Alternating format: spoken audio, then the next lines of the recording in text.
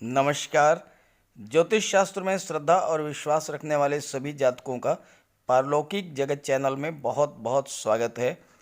आज के इस वीडियो में हम आपको बताने जा रहे हैं एक ऐसे परम दुर्लभ राजयोग के बारे में जो देवगुरु बृहस्पति आपकी कुंडली में 14 सितंबर से 21 नवंबर तक कुल 67 दिनों के लिए बनाने जा रहे हैं। और ये राजयोग ऐसा है कि इस गोचर काल में आप पर कैसी भी विपत्ति आए, कितनी भी मुसीबत हो और धन का कितना भी बड़ा संकट हो, देवगुरु आपकी हर परेशानी से आपको बाहर निकाल लाएंगे और आपको सुरक्षित रखेंगे। हालांकि ये राजयोग केवल 4 राशियों की कुंडली में ही बन रहा है और कर्क राशि उन 4 सौभाग्यशाली राशियों में से एक है। तो चलिए बात करते हैं इस परम दुर्लभ राजयोग के बारे में। तो ये है कर्क राशि के जातकों की कुंडली। केवल देवगुरु का बारे में ही चर्चा करनी है, इसलिए कुंडली के अन्य भाव में विराजमान ग्रहों को मैंने इसमें नहीं दर्शाया है। देवगुरु 14 सितंबर को मकर राशि में गोचर करेंगे और आपकी कुंडली के सप्तम भाव में विराजमान होंगे। सप्तम भाव केंद्र का भाव है।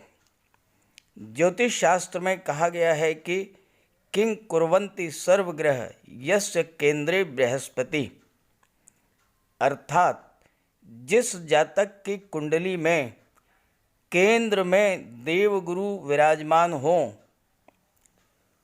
उस जातक पर कुंडली के अन्य भावों में स्थित ग्रहों के अशुभ प्रभाव का कोई असर नहीं होता है।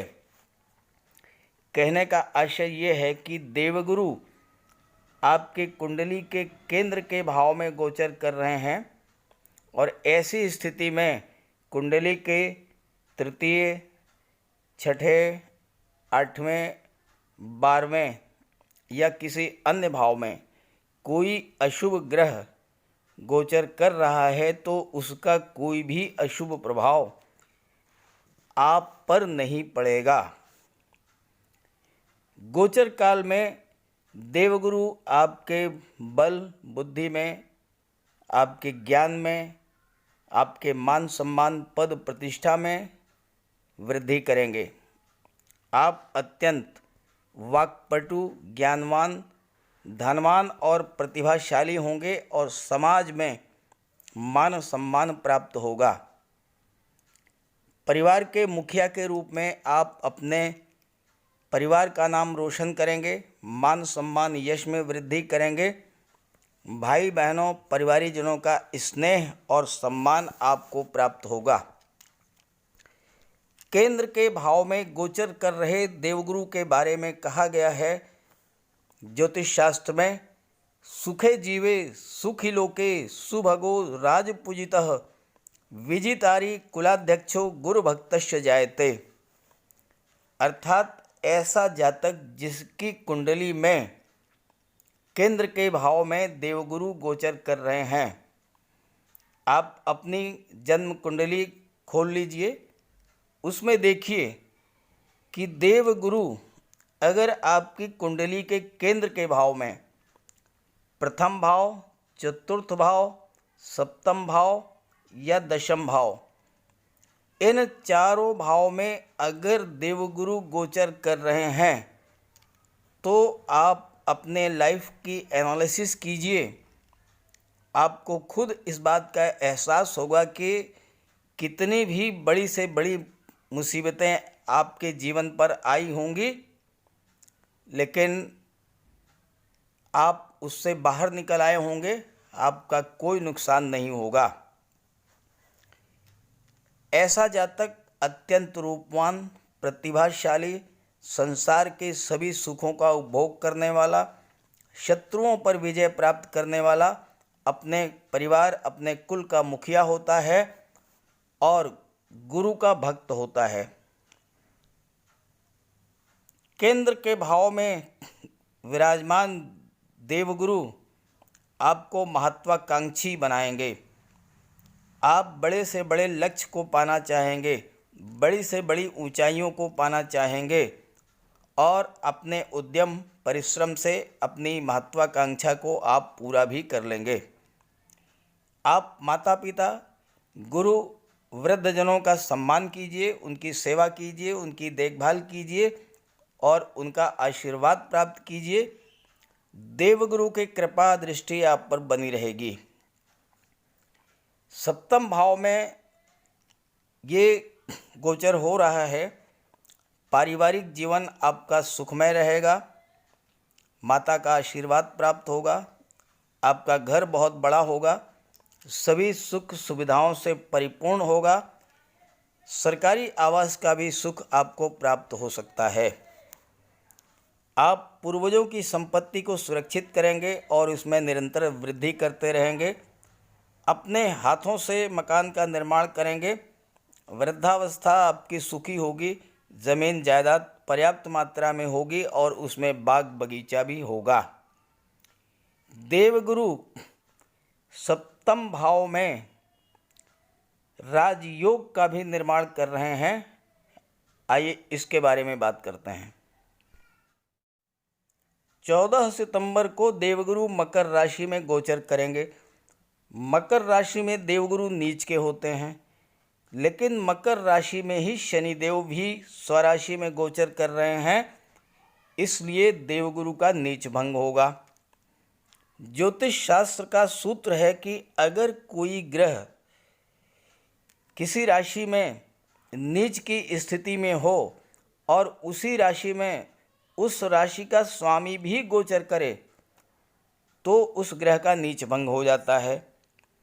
देवगुरु मकर राशि में नीच के होते हैं।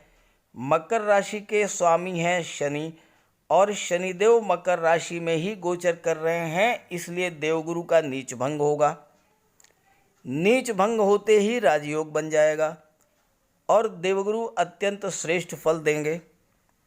ज्योतिष शास्त्र के अनुसार चक्रवर्ती धर्मात्मा राजा भवेत्, अर्थात आप ऐश्वर्यशाली धनवान तो होंगे ही, उच्च पद भी प्राप्त होगा, चाहे नौकरी में, चाहे व्यापार में और चाहे राजनीति में। नीच भंग राजयोग एक ऐसा प्रबल राजयोग है जो किसी भी व्यक्ति की कुंडली में बने तो उसे मुश्किल से मुश्किल परिस्थिति से निकालकर राजा के समान अतुलनीय धन संपदा देने में सक्षम होता है। जीवन में नाम, यश, सफलता, कीर्ति, लक्ष्मी सब कुछ प्राप्त होता है। जातक राजा के समान सुखों को भोग करता है और उसे अखंड लक्ष्मी की प्राप्ति होती है।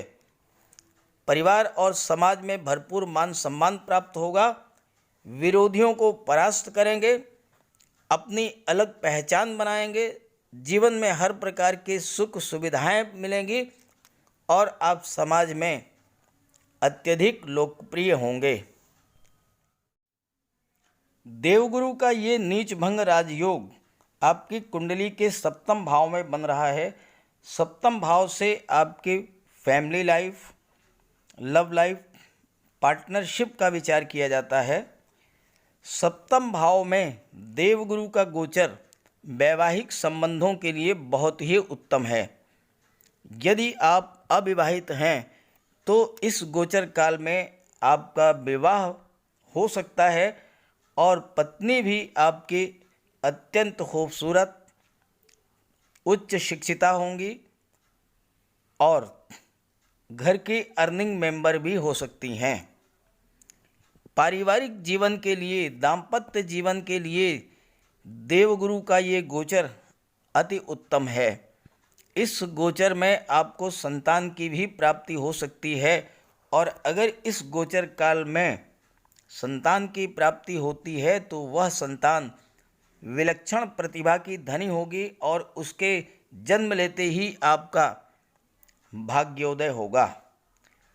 अगर आप महिला हैं तो इस गोचर काल में आपको रूपवान, गुणवान, धनवान और ज्ञानवान जीवन साथी प्राप्त हो सकता है और ज़्यादा संभावना है कि वो आपका जीवन साथी या तो गवर्नमेंट जॉब में होगा या फिर व्यापार में बहुत ही अच्छी स्थिति में होगा।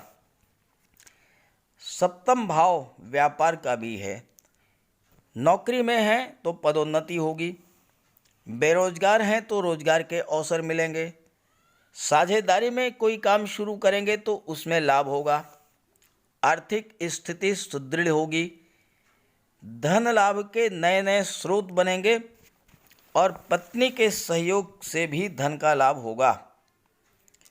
इस गोचर काल में अगर कोई नया कार्य आप शुरू करने जा रहे हैं तो पत्नी का सहयोग लें और उनकी राय लें, आपको सफलता मिलेगी। अब आइए देवगुरु की दृष्टियों की बात करें तो देवगुरु की सीधी दृष्टि आपके लग्न भाव पर पड़ रही है। देवगुरु ज्ञान, धन, बुद्धि, विवेक, मान सम्मान, पद प्रतिष्ठा, धर्म और सत्कर्म के कारक हैं।